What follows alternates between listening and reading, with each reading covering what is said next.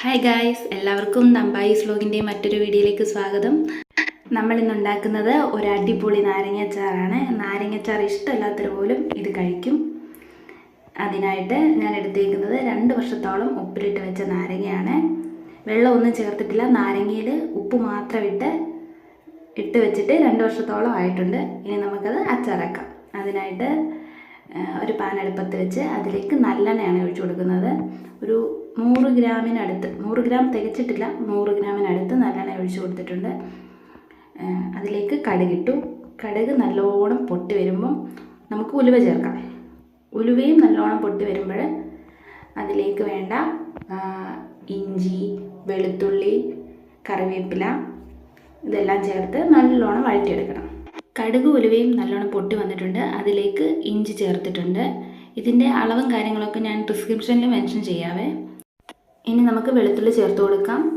ഒരു 100 ഗ്രാം വെളുത്തുള്ളി ഞാൻ ചേർത്ത് കൊടുത്തിട്ടുണ്ട്. ഇനി ഇത് നല്ലപോലെ വഴറ്റിയെടുക്കാം. നമുക്കതുവരെ കുറച്ച് സമയം വെയിറ്റ് ചെയ്യണം.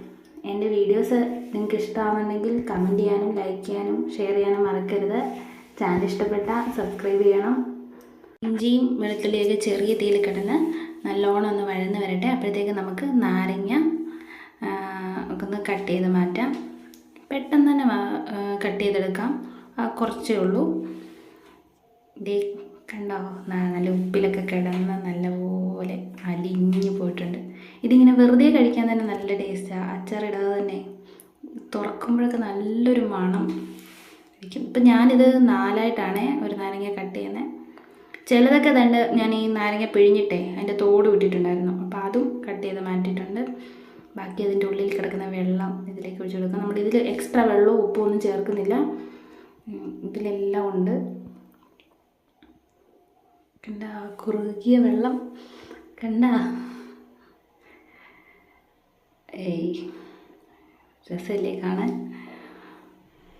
ഇഞ്ചിയും വെളുത്തുള്ളിയും വഴന്ന് വന്നിട്ടുണ്ട്. ഇനി അതിലേക്ക് നമുക്ക് കറിവേപ്പില ചേർത്ത് കൊടുക്കാം. കറിവേപ്പില കണ്ടപ്പോൾ എനിക്ക് ഒരുപാട് ചേർക്കണം, അല്ലെങ്കിൽ പിന്നെ ഒരു സമാധാനക്കേട്. നിങ്ങൾക്കും ഇങ്ങനത്തെ കുഴപ്പമുണ്ടെങ്കിൽ താഴെ കമൻറ്റ് ചെയ്യാൻ മറക്കല്ലേ. ഇപ്പം ഇഞ്ചിയും വെളുത്തുള്ളിയും കറിവേപ്പിലയൊക്കെ നല്ലപോലെ വഴന്ന് വന്നിട്ടുണ്ട്. ഇനി നമുക്കതിലേക്ക് പൊടികളൊക്കെ ചേർത്ത് കൊടുക്കാം. അതിനായിട്ട് 1 സ്പൂൺ കായപ്പൊടി, ഒരു 1/4 സ്പൂൺ മഞ്ഞൾപ്പൊടി, 4 ടീസ്പൂൺ മുളക് പൊടി. ഞാനിവിടെ കാശ്മീരി മുളക് പൊടിയാണ് എടുത്തിട്ടുള്ളത്. അത് ഇവിടെ നമുക്കധികം എരിവ് ഇഷ്ടമല്ല, അതുകൊണ്ട് അങ്ങനെ എടുത്ത്. നിങ്ങൾക്ക് നിങ്ങളുടെ എരിവിനനുസരിച്ച് ചേർക്കാം. ഇനി ഈ മസാലകളൊക്കെ നല്ലപോലെ വഴറ്റിയെടുക്കുക.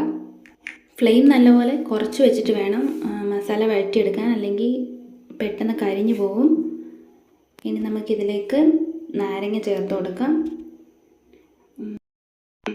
ഇനി എല്ലാവരും നാരങ്ങ വാങ്ങുമ്പോൾ കുറച്ചെങ്കിലും ഇങ്ങനെയൊന്ന് ഉപ്പിലിട്ട് വെച്ചിട്ട് കുറേ നാൾ കഴിയുമ്പോൾ ഒന്ന് അച്ചാറിട്ട് നോക്കണം. സൂപ്പർ നാരങ്ങാച്ചാറാണ് ഇത്. എൻ്റെ അമ്മയുടെ റെസിപ്പിയാണ്. എനിക്കും ഇങ്ങനെ നാരങ്ങാച്ചാർ ഇഷ്ടമല്ലാത്ത ഒരാളായിരുന്നു.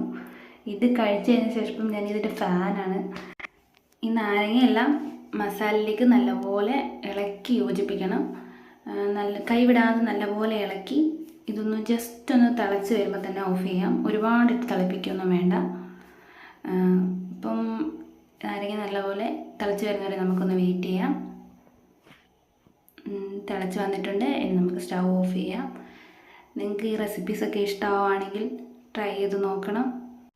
വീഡിയോസ് ഫ്രണ്ട്സിനൊക്കെ ഷെയർ ചെയ്ത് കൊടുക്കാനും ലൈക്ക് ചെയ്യാനും കമൻറ്റ് ചെയ്യാനും ഒന്നും മറക്കരുത്. ചാനൽ സബ്സ്ക്രൈബ് ചെയ്യണം.